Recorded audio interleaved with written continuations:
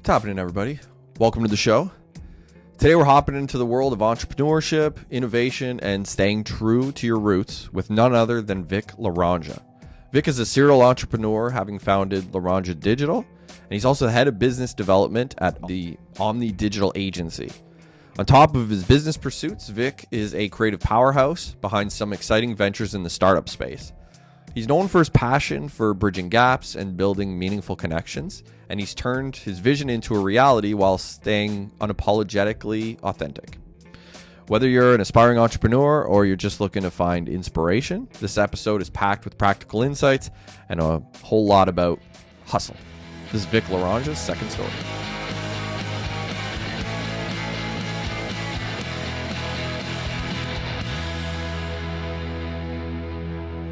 Welcome to the show, everybody. I'm Josh Cybulski, joined as always by Corey Leckie. Corey, what's going on? Hey, man, not too much. Enjoying the day. Yeah, good stuff.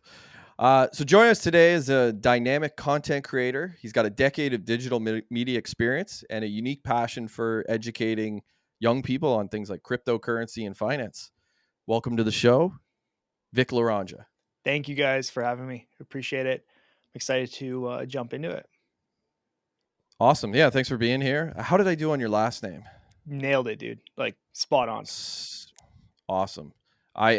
He's notorious for fucking people's last names up. So yeah.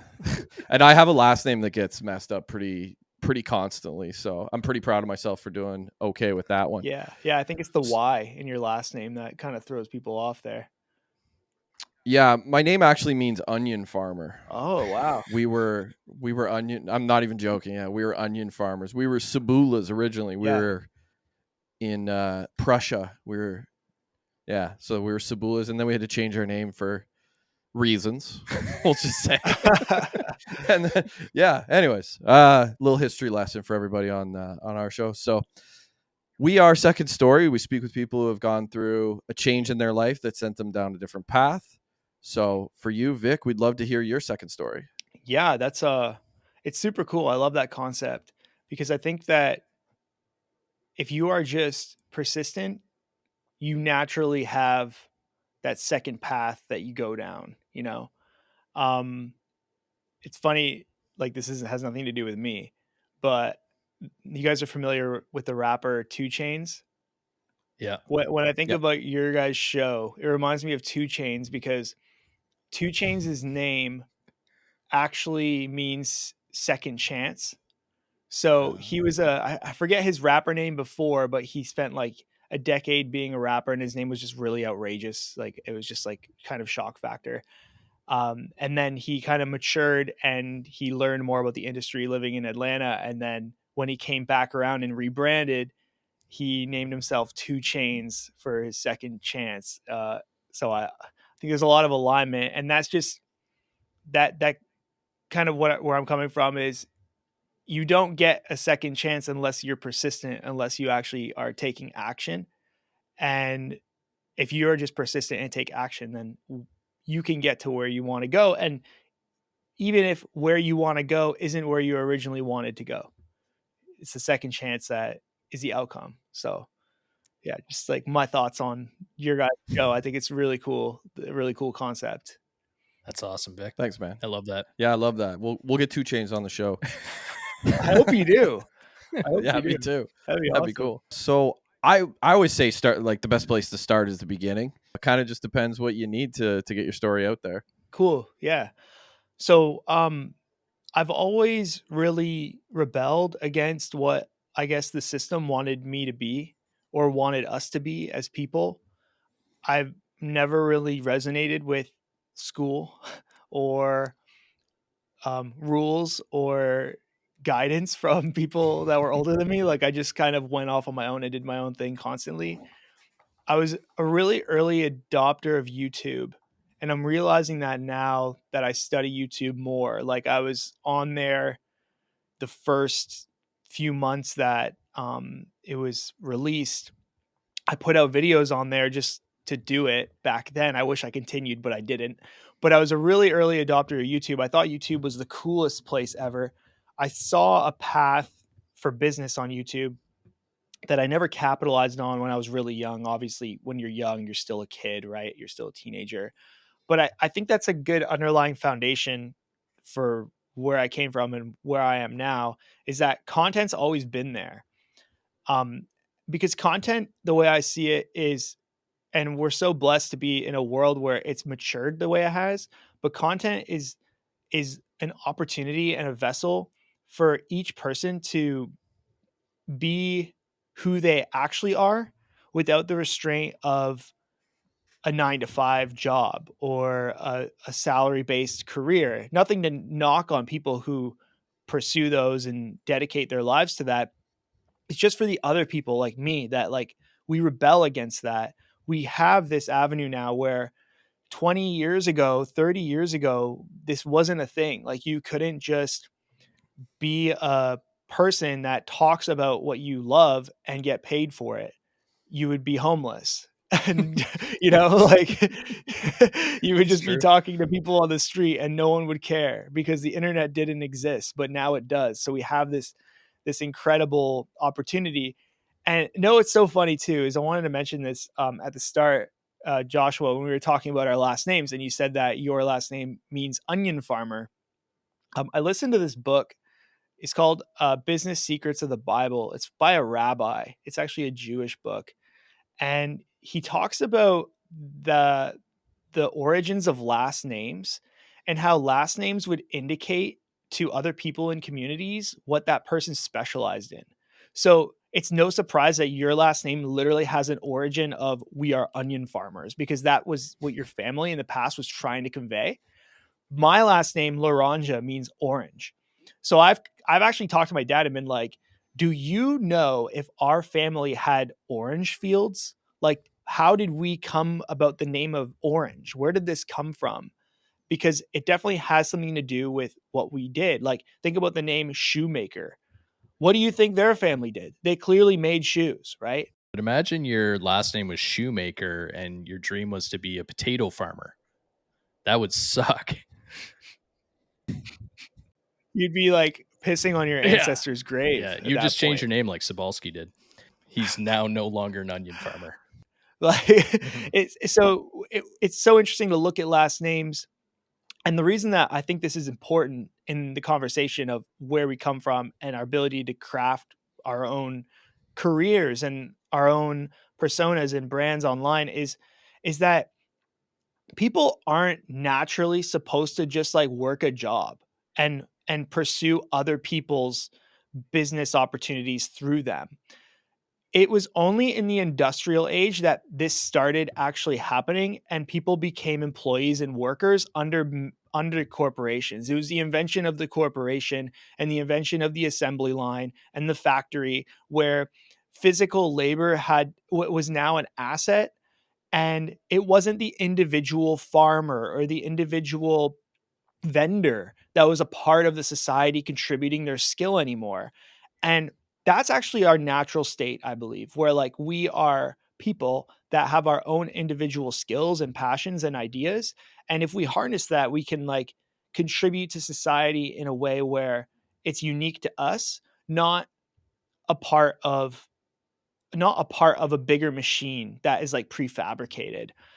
And that brings us back to kind of like where I'm at, where it's like now I just kind of get to talk about the things in my world, like Bitcoin and how I think the dollar is going to keep decreasing in value, and how I want people to be financially independent and business online and the opportunity there. Like these are the things that in my day to day I get to just discuss, and it attracts business opportunities.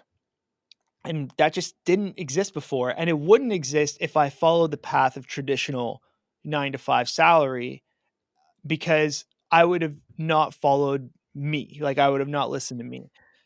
So that's kind of like a preface to my actual, I guess, story, we'll call it. Um, I started out as a musician when I was really young, played guitar since I was about 8 or 9 years old. I was really interested in that. In high school, I started getting into video editing. I played a lot of video games like Halo and we used to make these like montages and stuff, video montages, like gaming and stuff. And that got me into YouTube. And then I took my video editing skills and combined them with the music instruments I could play and started music production and put out a bunch of albums.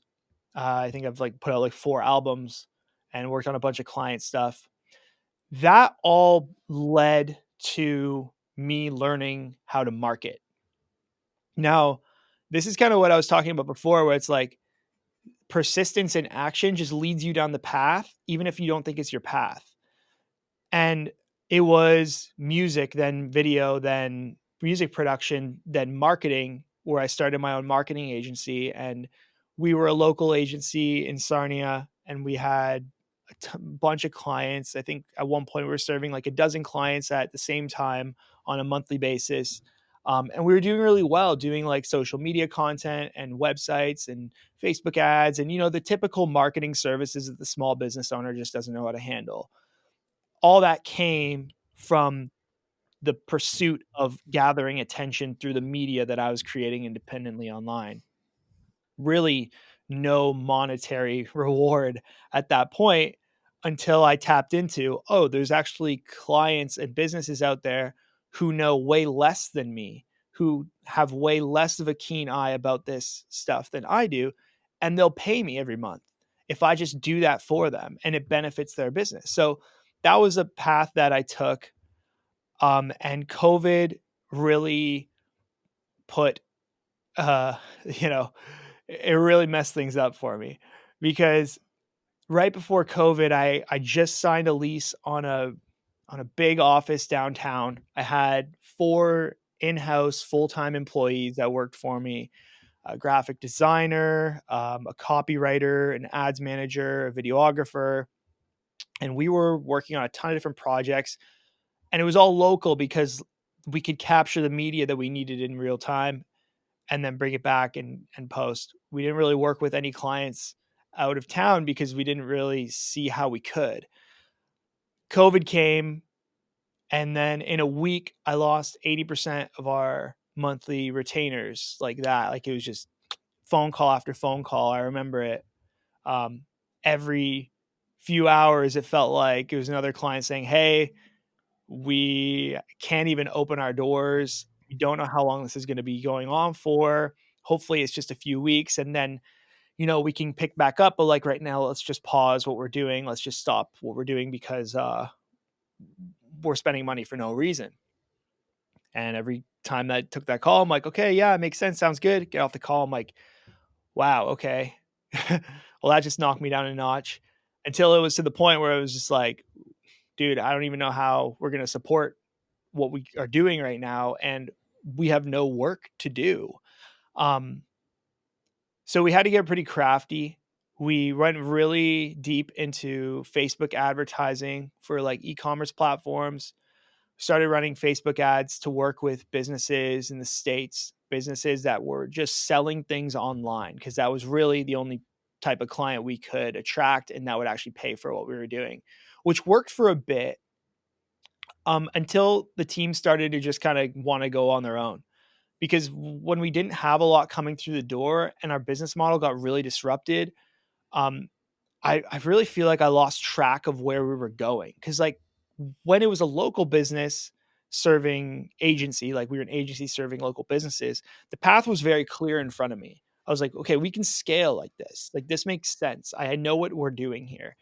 But right when we couldn't do that anymore and we had to like pivot, it just fell apart. And as the car was driving, I was trying to put it back together, and it really wasn't working well. And it got super draining, and it got really depressing, honestly. I remember around Christmas 2021 when they were saying like, we don't know if you're going to see your family. Like I don't like to smoke weed. Like, I am not for that personally. Growing up, that happened a lot, and I just learned from it.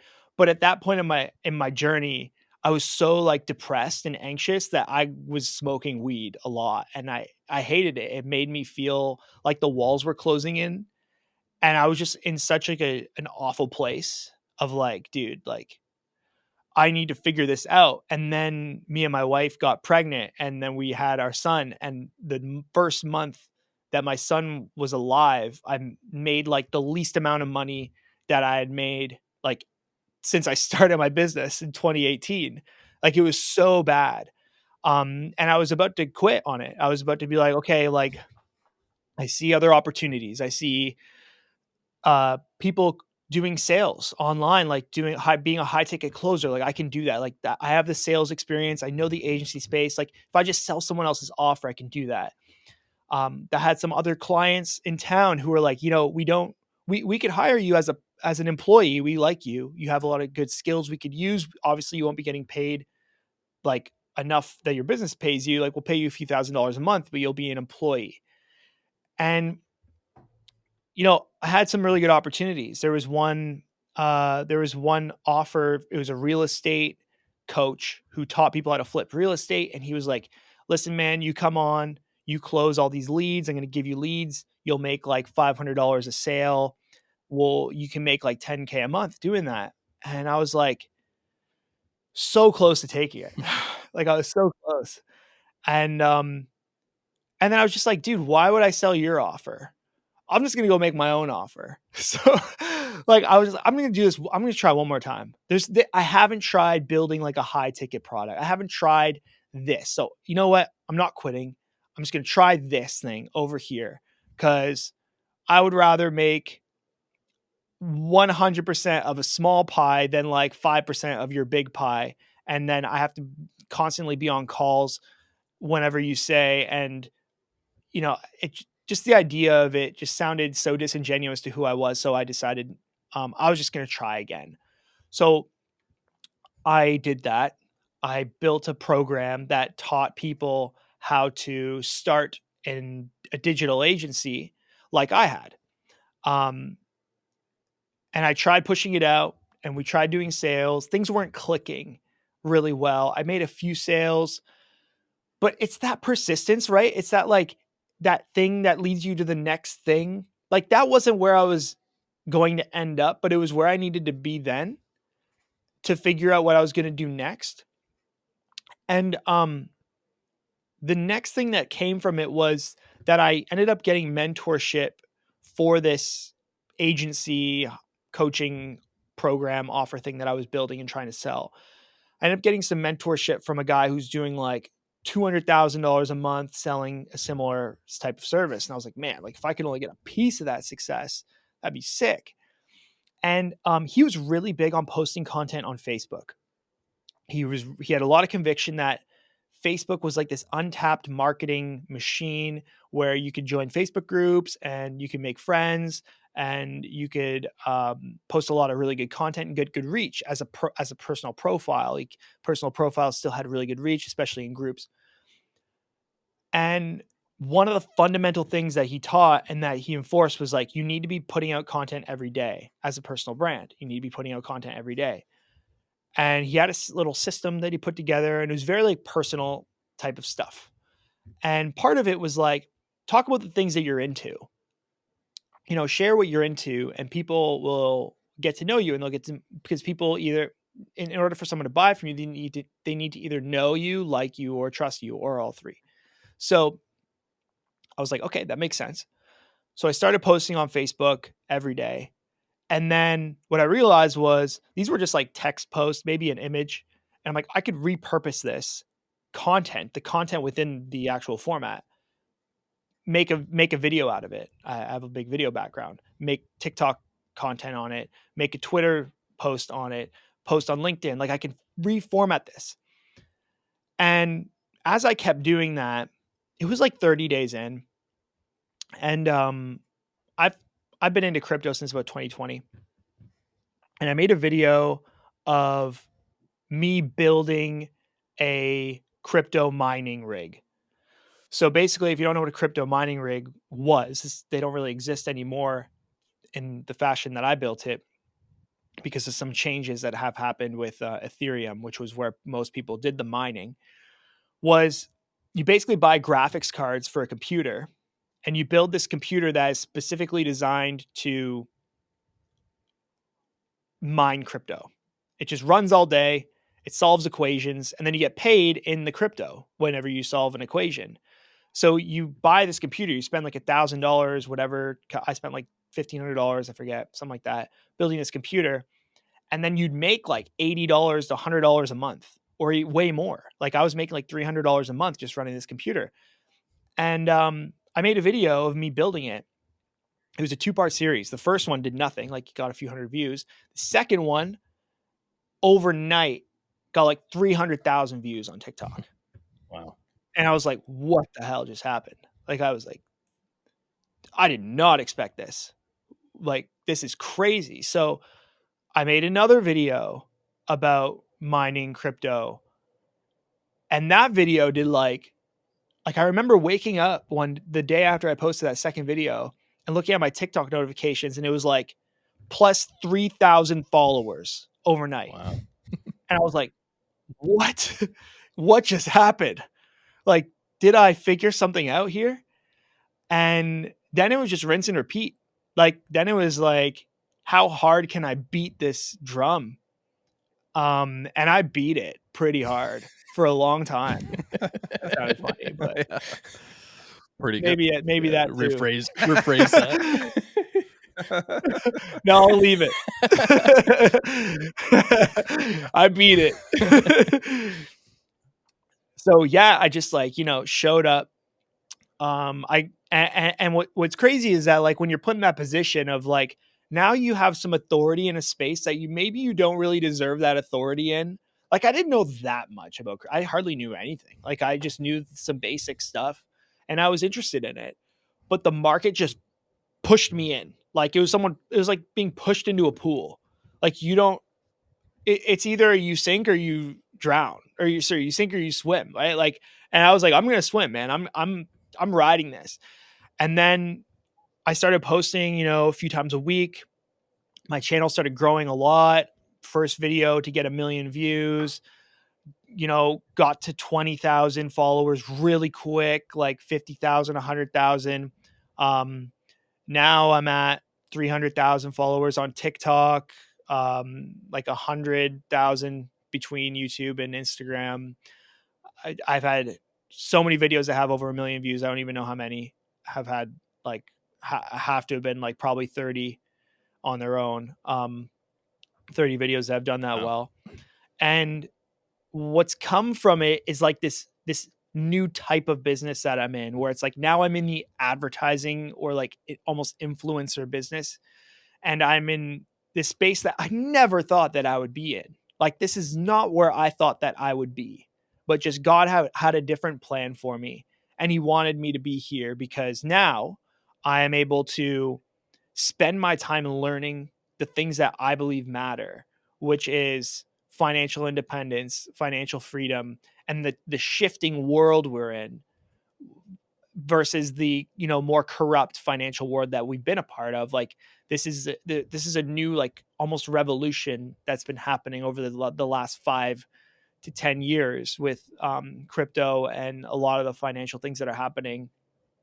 And I get to be on the forefront of that, talk about it, work with super cutting edge projects that are coming up with crazy technology, work on the forefront of marketing in that space, because marketing in Web3 is completely different than marketing in Web2. Like they are completely different.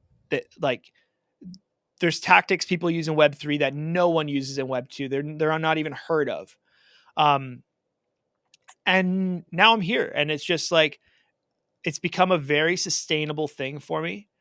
My output of content directly affects my ability to earn more, because I literally am able to convert attention to cash. Not in the traditional sense of YouTube, like ad revenue, but in the sense of the deals that I create with different clients that I work with on the front end and the back end. And it's crazy. It's just like at that point back then, I could have never opened up a Google Doc and like started mapping out where I want to go and like decided I would have ended up here. That's not a thing that I even knew existed. I didn't even know this type of thing existed. So to be here, I'm super grateful. And that would be my story. That's a crazy good story, man. I think what's interesting to me about that is how you're talking about you didn't necessarily you made choices, you made moves, but you were kind of open to where that path was just leading you. I know a lot of people, including myself, have got stuck in thinking like, I've got this goal and that's my end goal and this is where I'm going to be.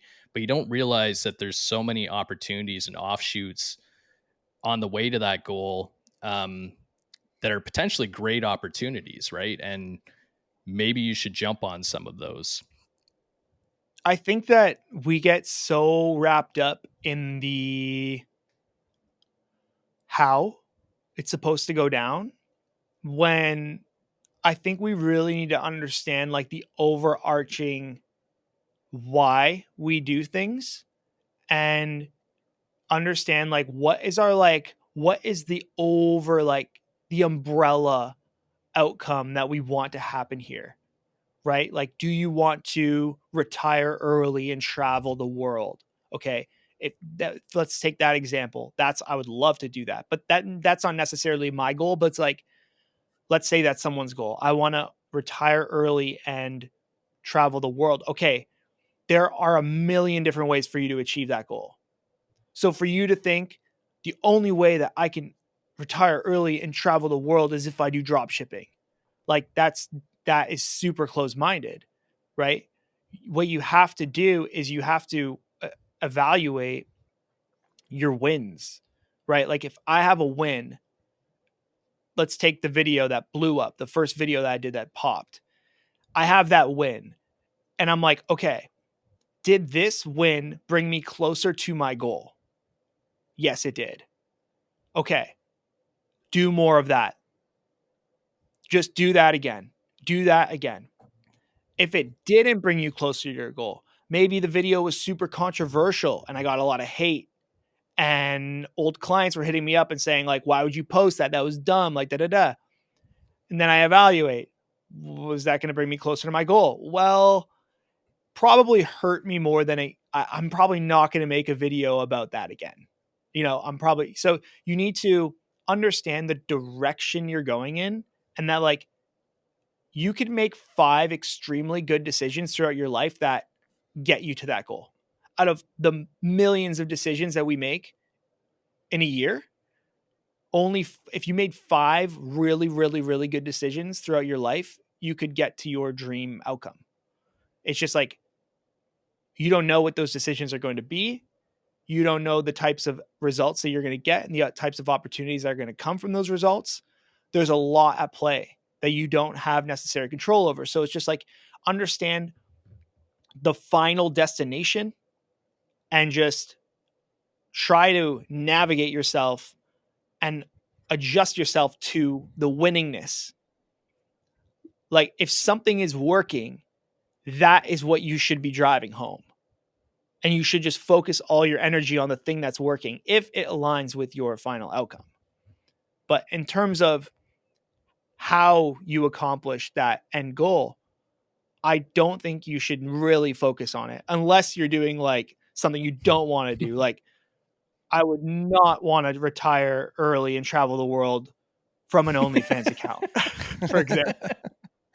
That's not something that I would like to do. You don't know yet. Right? You don't have it. You might like it. I guess I don't know yet. That's awesome. Yeah. One of the things you said in there, you talked about how like people will say, I have to do drop shipping if I want to travel the world, or they'll have like one goal in mind that they have to achieve in order to get to sort of the next one. I used to find myself thinking that way too. Like, I got to do this one thing so that I can get towards the next thing. And Corey, I think, was probably the same. We've started to realize as we've gotten a bit older and a bit more into this space that there are, if life's a highway, there's a lot of off ramps that you can take to kind of get to these things. Kind of what you're talking about with, being open to things and having these avenues that are sort of unexplored and unexpected. Do you think that comes from the way we are sort of raised in our society. Like we're very, very much raised, and I'm sure this is sort of what you rebelled against, very much raised that like, nope, you go to school, you get a job, and that's your life. And I know like that's how I was raised. I was raised to go to college. I was raised to get a job. I did all those things. And then I basically ended up in this place where I was completely unsatisfied with it. And I was like, but I did the things that I was supposed to do. And I feel like talking to people, they still kind of think in that single mindset of like, no, I have to do this one thing. And they're not really open to everything that you're talking about with like sort of embrace all these unexpected possibilities. Why do you think that's the reason, or is there something I'm missing maybe? It really does tie back to what you want your outcome to be.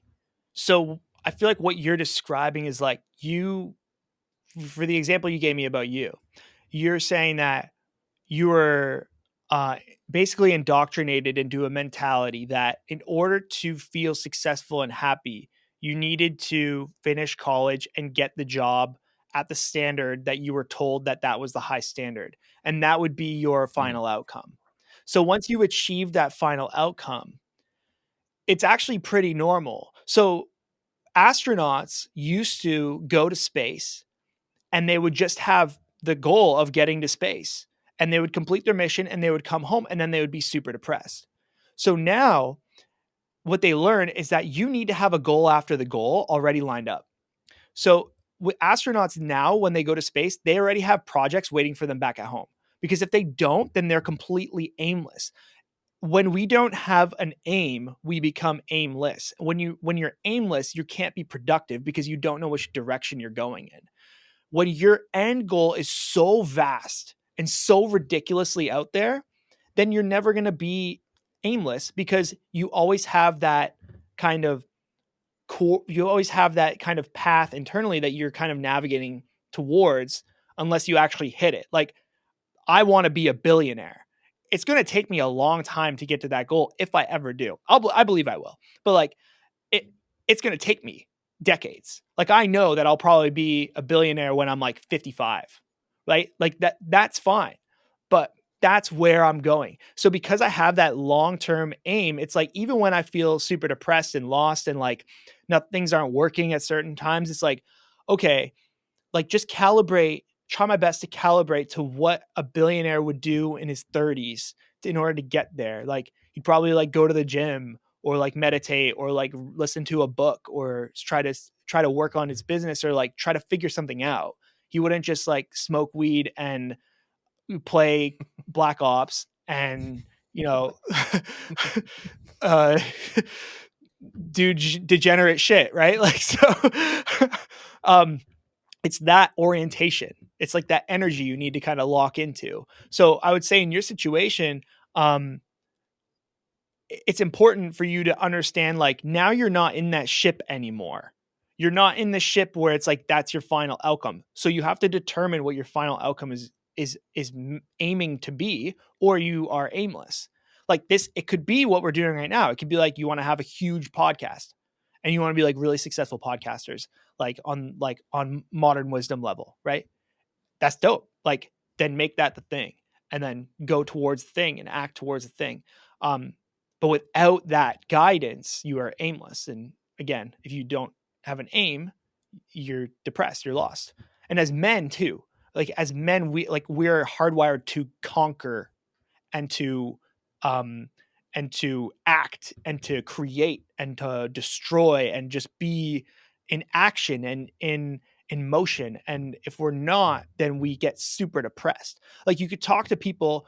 I have a family member who has been on disability for my entire life, like ever since I was a baby. And he he's just been depressed that entire time, and he tells me, he's like, oh, I could I wish like I could just at least like do construction.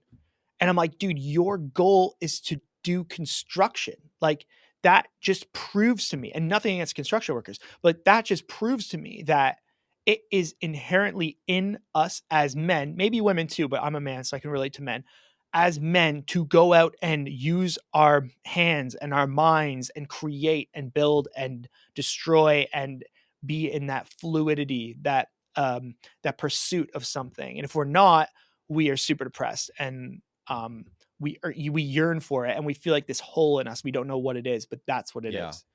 We've had some athletes on the show, like professional athletes who are since retired, and both of them really struggled post playing career to kind of find meaning.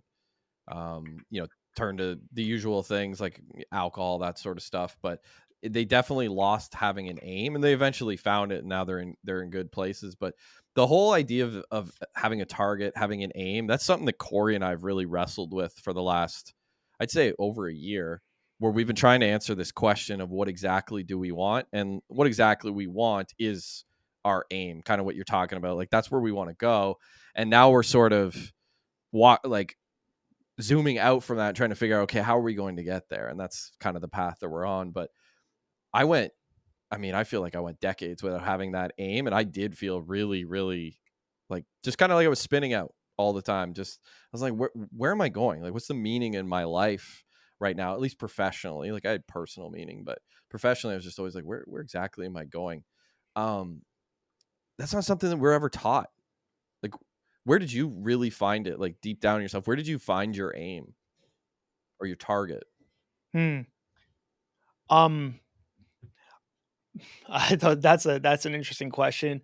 Maybe it's just like God given, or maybe I listen to a lot of like books on business, personal development. Like I probably listened to over 100 at least. So getting those influences, like listening to a lot of Tony Robbins when I was really developing in my 20s, Jim Rohn, more recently a lot of Alex Hormozy, who's just like a modern day philosopher when it comes to business and achievement. So getting those influences, because we don't have those types of people around us. Like I know where we're from. Those people are not from here. The people that are from here are the ones that they're telling you to go to school, to go to college, go to get a job, because that's what their parents told them, and they don't have a different roadmap. That would have been more relevant when they were young, when they were our age, and there was no internet and there was no opportunity there. But then it's like so I always see this meme. It's like girls posting on Twitter like, oh, I just worked a 12-hour shift at my retail job, and this girl just made like $5 million off of OnlyFans. Like, what am I doing with my life? Right. Not to That's twice. say OnlyFans is a viable I know we're talking about OnlyFans a lot. But not to say it's a viable pursuit, but what I'm trying to say is that there's like, it's a completely different world than it used to be. So, what I would say is like, if you don't know the goal that you're on, but you're working on a project like this, then the only thing that you could do to increase your chances of success is increase your volume. Like, how many episodes do you guys do a week? 3 a month. There's like no reason to me that you couldn't do 3 a week. Like, if you want this to be successful, then instead of like procrastinating on what you want it to look like, just do more of it. Like literally just we do put out more volume. I should say we do 3 episodes a month, but we put out content 7 days a week. Yeah. Mm-hmm. But like your core medium is the full length podcast. And now this is just me speaking somewhat hypothetically, but also at the same time, it could be direct advice directly for you. But when I was first starting out with and finding success in TikTok, it was going good. Then I realized that this was my point of impact. This was the action that when I take it, I have the most results. And I hired an editor for really cheap. I actually told Corey this when we met for coffee. I hired an editor for super cheap. I was very lucky to find him for as cheap as I did. And I committed myself to putting out 2 videos a day. And I did that for over a year straight. 2 videos a day, even when I was on vacation. If I went on vacation, I would film like 20 videos in one day, and I would send them all to him. And then I would have 2 videos a day lined up for the next week and a half. And then I would go on vacation and just be like, okay, time to post, and set an alarm on my phone. Oh, time to post, and that's what I did. And you need more volume. Like, if you want to be really successful, and you're not you're not sure of where you should go, then you need to look at the thing you're doing and be like, I need to do 10 times more of this thing. And And if you're not willing to do that, then somebody else somewhere else is, and that's who Yeah. you're competing against. We definitely found that out because when we first started this last Year. well, end of September, the first 4 months that we did this, I think we were putting out maybe 2 episodes a month if it was a good month, and it was like maybe 1 or 2 shorts a week on YouTube, and we got no traction. And then we basically ramped it up to 3 a month, and we're posting every day, and all of a sudden within, I don't know, 7 or 8 months, we had hit 1,000 subscribers just in that period of time. Like it went quick. And we definitely, I think we do need to do more. It's just finding a balance. We'll have to do that. But I would definitely agree with what you're saying. It's volume, reps, really. I guess like just to extract, I guess, like what I'm trying to say. And I'm not trying to make it specifically about you guys or tell you guys how to do your show. I'm just using it as an example. If you are lost and you're not feeling like you have a direct understanding of where you need to go, and you have something that you're working on, just instead of thinking about doing the thing and how you should be doing it, just do 10 times more of that thing instead.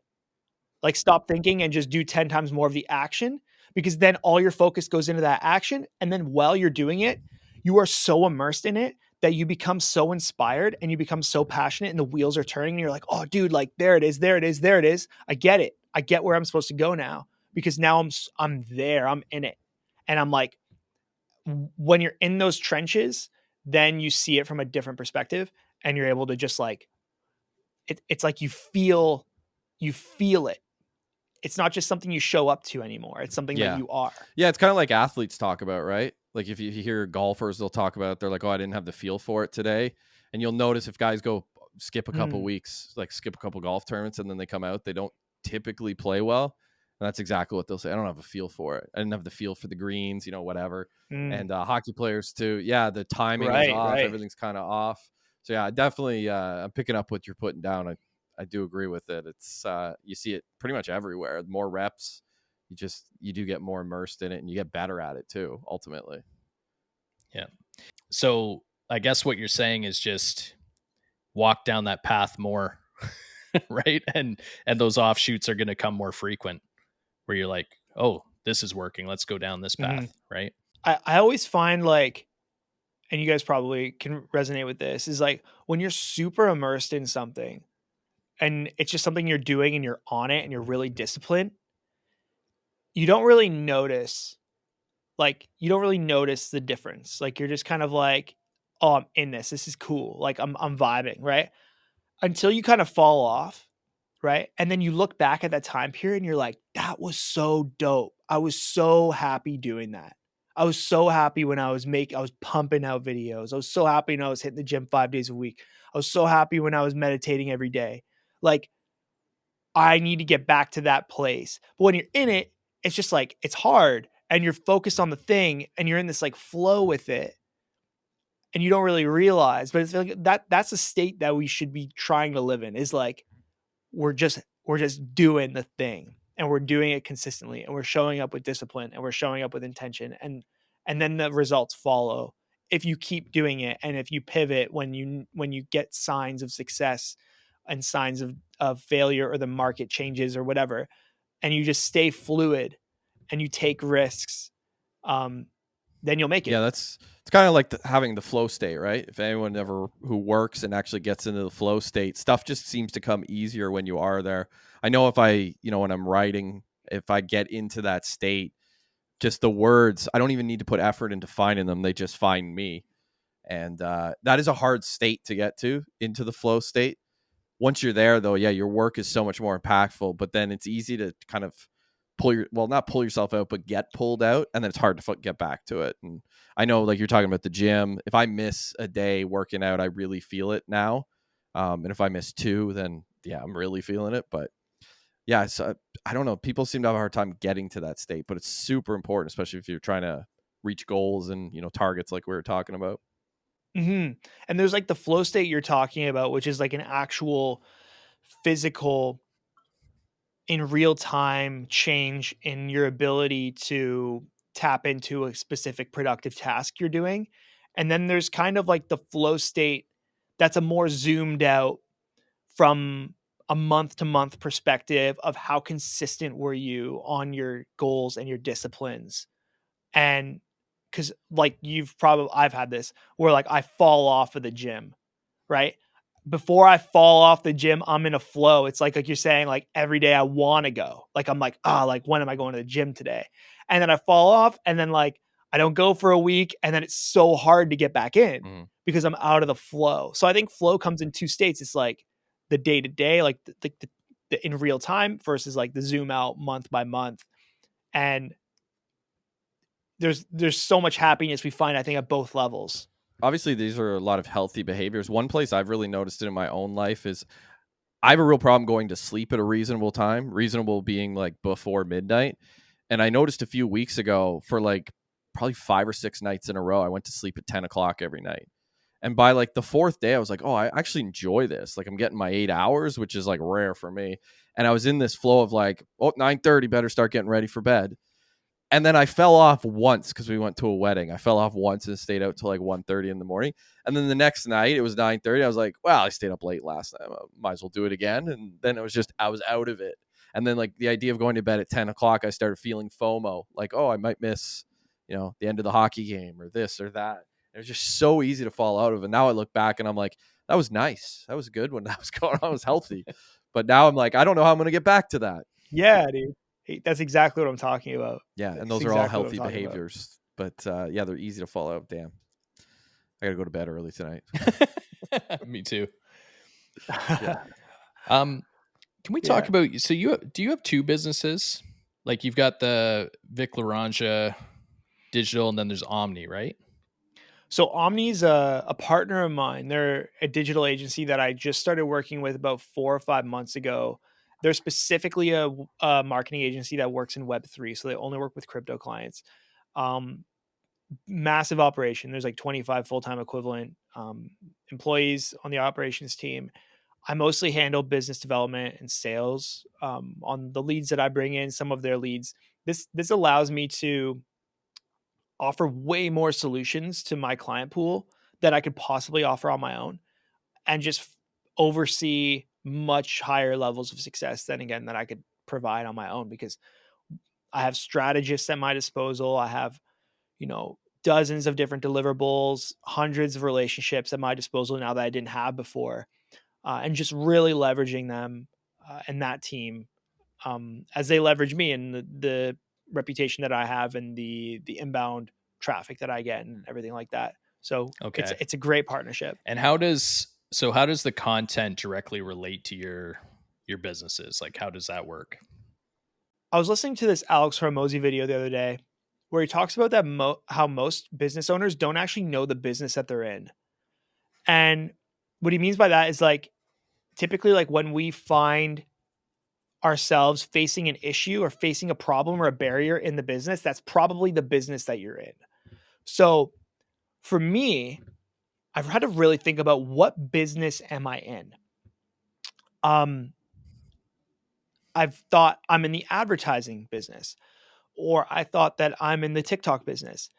I'm still trying to put my finger on it, but I'm pretty certain that I'm in the attention business. And the more attention that I can gather, it's kind of like a strainer, right? Like if I get 1 million views, imagine that's just like a ton of water from the lake going through this strainer, right? Like 1 million views worth of water. But in the water, there's like a few little tiny gold nuggets. And those gold nuggets are like really well-funded clients. And they see my content. And they're like, whatever that guy's got going on, we want a piece of it. And my business is essentially to gather these little gold nuggets from the massive waterfall that is my content. So the more water that comes through, the more little gold nuggets come through, which are leads that I can then convert into business when they reach out to me. So I have my funnel.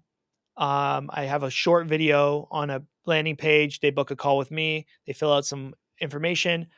And I basically am then a curator of solutions now for them to be successful in what they're doing. So I could make a video on my channel, which is like your typical sponsored post. I could set them up with a full Web3 based marketing campaign through OMNI. I could set them up with custom video content for their socials through my team and my editors. And this is kind of where my business is really flexible, but without the video and the content that I put out, I have no authority. No one has the time of day. But right when someone knows the platform that I built, the tone changes. It's where the opportunity lies. And that's why I think that having authority in any space you're in is super crucial, and content is how you develop that. So if you feel like you don't have that level of authority yet, you need to be making more content that is more value driven and is more focused on giving back to your audience rather than taking from your audience. Because like I really don't ask, I don't ask anything of my audience. I'm not like, buy this. I don't ask them to go here. Like all I'd say is follow me to stay up to date. I say that at the end of every video. Follow me to stay up to date. The only thing I'm asking is that you follow me because I want that attention.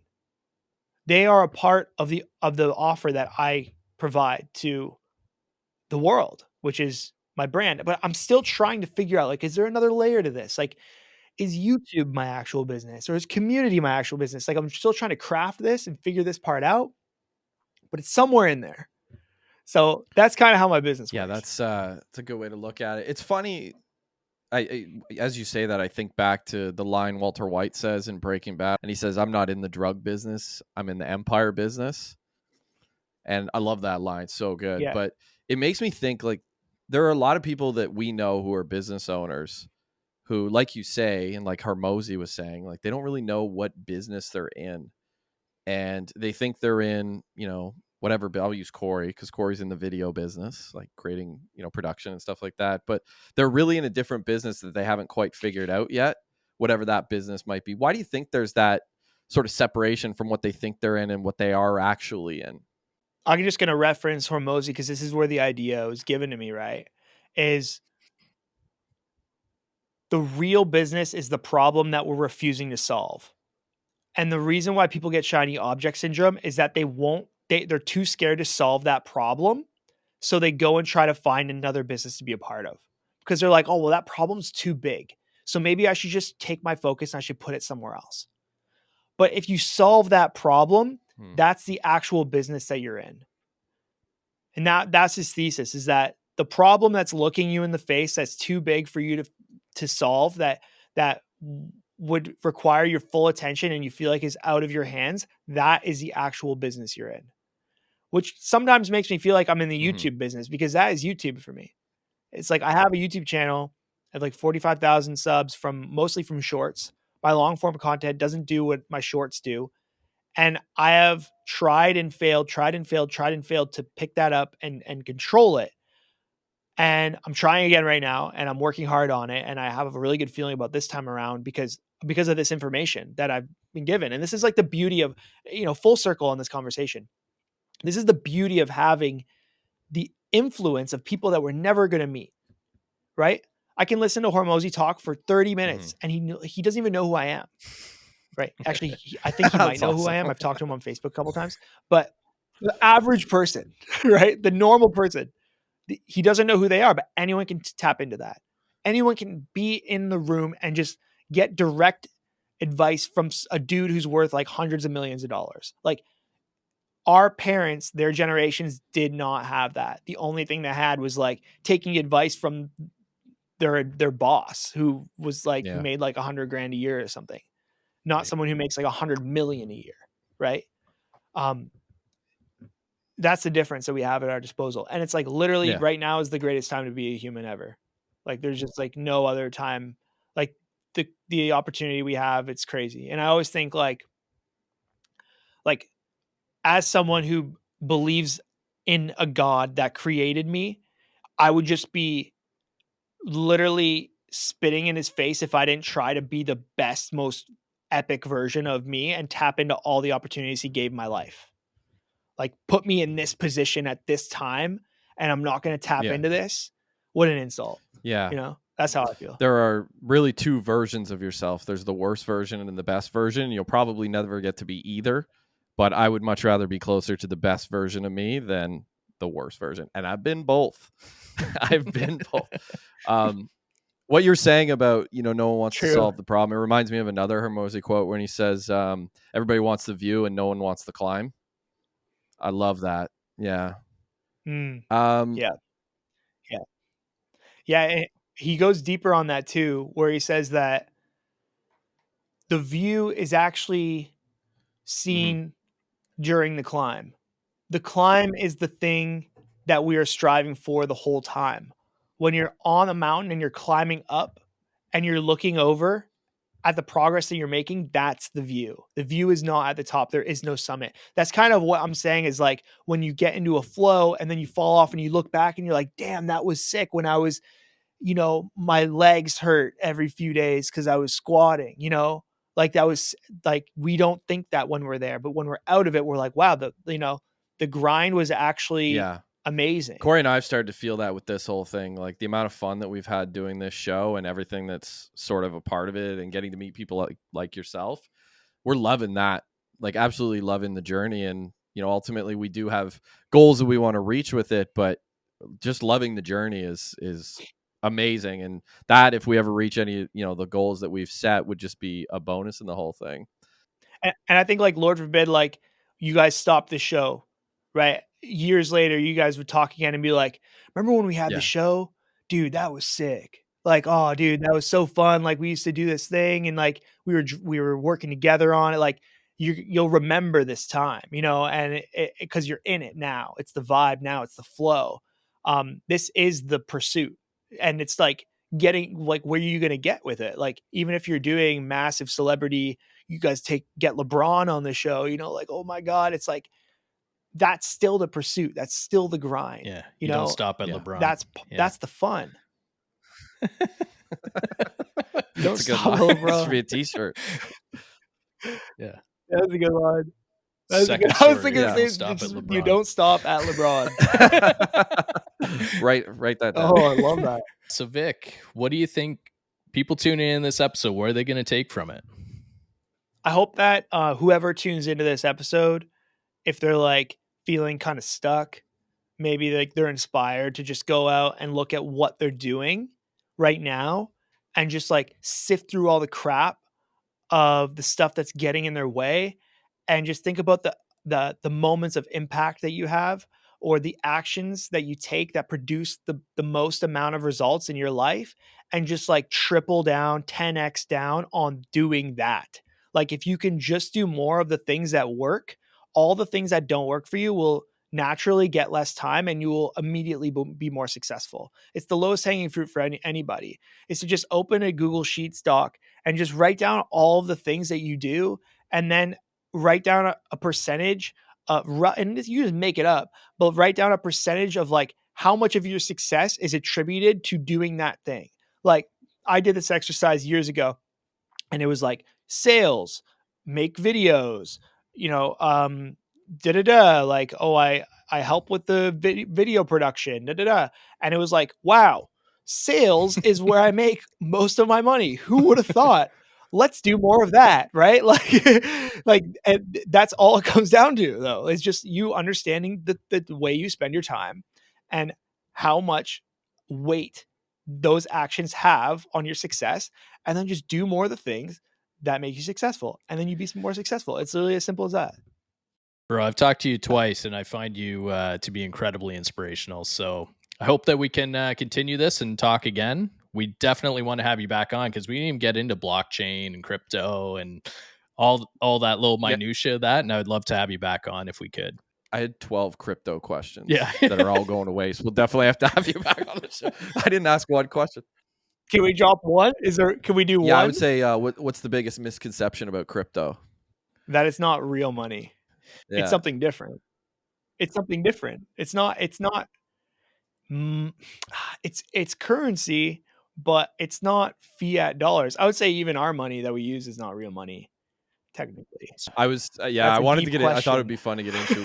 We'll definitely have to have you back on and save that one because a lot of different ways we could go to kind of I know a bit about crypto, not a ton, but I know a lot about fiat. So it'd be an interesting conversation, I think.